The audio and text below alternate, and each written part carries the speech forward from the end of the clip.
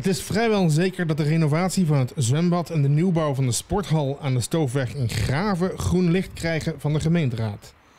Hoewel er nog over gestemd moet worden door de raad, blijkt uit een commissievergadering dat men niet in de weg gaat liggen. Gebruikers, waaronder scholen en verenigingen, klagen al een tijd over de verouderde voorzieningen die stammen uit respectievelijk 1975 en 1977.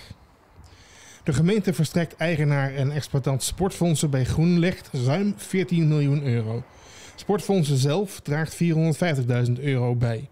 Wel gaat de jaarlijkse gemeentelijke exploitatiebijdrage omlaag. Met de eveneens verouderde gymzaal aan de Stadhouderslaan, die ook geëxploiteerd wordt door Sportfondsen, gebeurt voorlopig niks. Deze blijft in ieder geval toegankelijk voor basisschool De Raamdonk.